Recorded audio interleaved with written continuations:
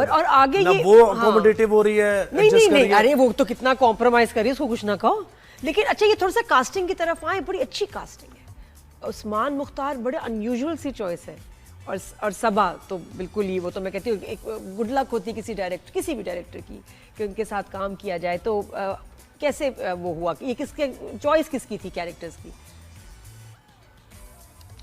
अच्छा, ये जाहिर है किसी भी प्रोडक्शन हाउस में या किसी भी प्रोजेक्ट के लिए प्रोड्यूसर एंड डायरेक्टर, वो जाहिर है पहले तो उनकी एक होता है कि किसको कौन सूटेबल है इस कास्ट के लिए। तो वेरी इनिशियली उस्मान मुख्तार जो था उनका नाम आया और उनको स्क्रिप्ट गया तो उन्होंने ओके कर दिया। तो ये बिल्कुल शुरू में ही प्रोजेक्ट, यानी अभी स्टार्ट समझें, पहली कास्टिंग ही जो हुई थी वो उस्मान मुख्तार की हुई थी। फिर सबा का हुआ, सबा ने पढ़ा स्क्रिप्ट, उनको अच्छा लगा एंड शी सेड यस। मगर फिर वो कुछ अनफॉर्चुनेटली कुछ शूट उनका डिले हुआ केस नंबर 9 का। वो कुछ आगे चला गया किसी वजूहात पे, तो वो शी सेड कि मैं ये पामाल नहीं कर सकूंगी, मेरा जो है केस नंबर 9 आगे चला गया। और तब पामाल की ऑन एयर डेट थी हमारे पास अप्रैल की। तो वो उस वक्त तो बड़ा टाइट था। तो देन वी स्टार्ट लुकिंग कि अच्छा हम और किनको कास्ट कर सकते हैं। और अगेन एक तरफ आपको जब सबा कमर आ रही थी और फिर वो नहीं आई, तो वो होता है ना कि भाई, तो थोड़ा सा वो भी था कि भाई अच्छा सबा कर लेती तो अच्छा था और ये वो। बट देन जो प्रोड्यूसर्स हैं ग्रीन पे, उन्होंने थोड़ा सा ऑन ए डेट भी आगे पुश की। देन फिर हमने सबा से दोबारा बात की, डेट्स कुछ मैनेज की, तो फाइनली जाके जो सबा और उस्मान मुख्तार हैं वो कास्ट हुए। तो आई वाज वेरी हैप्पी कि एक तरफ सबा कमर हैं, जाहिर है बहुत बड़ी एक्ट्रेस बिल्कुल। तो किधर कहीं कोई चैलेंजेस ड्यूरिंग द शूट, क्योंकि मरी में भी बड़े सख्त टेरेन पे भी शूट हुआ है, देखा हमने, बहुत खूबसूरत लोकेशंस भी हैं। चैलेंजिंग क्या था इसकी शूट में? अच्छा, चैलेंजिंग प्रोडक्शन वाइज शायद उतना ये नहीं था। मरी में कुछ चैलेंजेस ये होते थे कि हमने शूट, हालांकि इसको जून और जुलाई में किया था मरी में, और वहां पर हीटर्स चल रहे थे उन दिनों। पता नहीं क्यों हम लोग सारे टी शर्ट्स में मरी पहुंच गए, और वहां पे जब शूट शुरू हुआ तो बारिश आ गई, और वो फिर खत्म हुई तो अगले दिन फिर बारिश हो गई। तो हम हीटर्स में बैठे होते थे, तो वो थोड़ा सा मेरे लिए अनोइंग था, क्योंकि हम लोग बाहर निकलते थे तो बादल जो थे, जैसे धुंध आपको नजर आती है, इस तरह से बादल घूम रहे थे। तो हमने बहुत सारे सीन्स आगे पीछे ऊपर नीचे तोड़े कि भाई ये बादल हम दिखा नहीं सकते, कि इस सीन के अंदर बादल अगर हम दिखा भी देते तो अगले सीन में जो हमने शूट किया हुआ है वो बिल्कुल क्लियर है।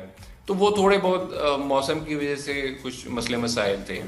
लेकिन जो चैलेंज वैसे था वो इस कहानी से रिलेटेड था, क्योंकि इमोशनली चार्ज्ड कहानी है ये। तो उस चीज को, और अगेन लाइक आई सेड कि बहुत सारे कपल्स हैं जो इस किस्म की लाइफ जी रहे हैं, तो इसको एक्यूरेटली दिखाना। मर्दों में जरा शक की थोड़ी ज्यादा होती है, मैंने देखा है, थोड़ा सा जो है ना वो शक करते हैं, और फिर वो मौका भी दे रही है। Thank you. नहीं दे रही है, मौका कहाँ दे रही है? मौका क्यों नहीं दे रही? वो पहली वाली बात ठीक है, देखिए कजन वाला मामला जो है कि वो उसकी कॉल आ रही है तो वो रिसीव, तो ये सारी चीजें वो देख रहा है ना उसका हस्बैंड, और फिर वो नेबर से कह रहा है कि तुम ना मिलो, तो वो मिल रही है। तो क्यों ना मिले? मतलब वो थोड़ा ड्यूबियस कैरेक्टर है वो। ज़ुहैब जी, आप दुश्मन बना रहे हो तुम बहुत सारे। अच्छा, ये कजन वाले मामले पे मैं इफ आई मे, क्योंकि ये मेरे कुछ रिव्यूज भी नजर से गुजरे थे। अब हमने ये कोशिश की है कि जिस बैकग्राउंड से वो आई है, जिस फैमिली में रह रही है, बचपन से दोनों एक ही घर में रह रहे हैं, तो बेतकल्लुफी कजन्स के दरमियान इतनी होती है। बिल्कुल होती है। अगेन हम चूंकि मुझे ऐसा लगता है कि हम लोग जो ड्रामाज हैं वो चूंकि ब्लैक एंड वाइट में देख रहे होते हैं, तो हमने ये एक लाइन खींच ली है कि ये कजन है, इससे ये 2 फीट के फासले बैठेगी, ये मियाँ है तो उसके करीब बैठेगी। मियाँ इसका हाथ पकड़ सकता है, लेकिन ये चूंकि कजन है ये हाथ नहीं पकड़ सकता। बहुत सारी लातादाद फैमिली हैं, यानी आप जो अंदरून शहर है, जो इस तरह के इलाके हैं जहाँ पे जॉइंट फैमिली सिस्टम है, वहाँ पे बेतकल्लुफी कजन्स के बीच में बहुत आम चीज है। ये एक मुझे ऐसा लगता है कि हमने एक लाइन खींच दी है, और आउटसाइडर को बुरा ही लगेगा। हस्बैंड कोई भी हो, वैसे वाकई उनको ज्यादातर लोगों को बुरा ही लगता है कि क्यों बेतकल्लुफी है। तो अच्छा मुझे पता है आगे जाके खिजर ये कहानी कहाँ जा रही है? क्या ये डोमेस्टिक अब्यूज तक जाएगी और सीरियस होगी, तलाक पे बात जाएगी, ये Where will it go? अच्छा ये तो जब देखेंगे ये तो आप राज उगलवाने की कोशिश कर रही हैं, लेकिन इसमें ये है कि नहीं, डोमेस्टिक वायलेंस उस तरह का नहीं है, विच इज ग्रेट। इस स्टोरी में ऐसी कोई चीज नहीं है। नहीं, मैंने ओएसटी में नील तो देखे, ओएसटी में मैंने ब्रूजेस तो देखे, नील तो देखे वो नहीं, नील बिल्कुल पढ़े हैं, और आज की एपिसोड जो है उसी में नील पढ़ेंगे, तो वो आप देखेंगी कि वो यानी उसको I won't call domestic violence उस तरह से जिस तरह से टिपिकली ड्रामाज में होता है, बट हाँ वो अगेन उसका बिहेवियर चूंकि जरा सा एक्सट्रीम पे है रजा का, तो वो किसी वजह से नील पड़ जाते हैं, नॉट इंटेंशनली, रजा की ऐसी कोई इंटेंशन नहीं थी, वो ऐसा हो जाता है। अच्छा, और कैसी रेटिंग कैसी जा रही? सॉरी, आप अपनी बात बताएं फिर मैं कहानी का क्या।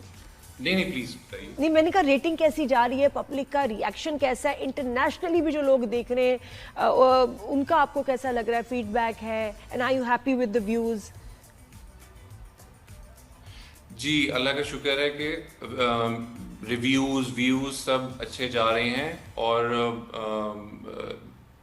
यानी अगेन 2-3 खवातीन के भी मुझे मैसेजेस आए, उन्होंने कहा कि हम एग्जैक्टली यही सिचुएशन भुगत रहे हैं इस वक्त। एक ने तो कहा कि I am currently going through a divorce, इसी वजह से हस्बैंड मेरा। वैसे इसमें जो डिटेलिंग है उसमें लग रहा है कि बिल्कुल रियल लाइफ स्टोरी है, ये किसी की स्टोरी बिल्कुल किसी ने तहरीर कर दी। कहानियां वही है 3-4, लेकिन परफॉर्मेंस डायरेक्शन पे डिपेंड करता है। अच्छा, आपने ये भी खजर सुना कि ये एक वाकई किसी ये कितना राइटर की कहानी है असल में, ये सबा ने मेरे ख्याल किसी पॉडकास्ट में कहा, ये किसकी कहानी है, और वो क्या नहीं बताना चाहती कि मेरी कहानी। अच्छा ये हाँ ये है, it's a true story, it's a true story.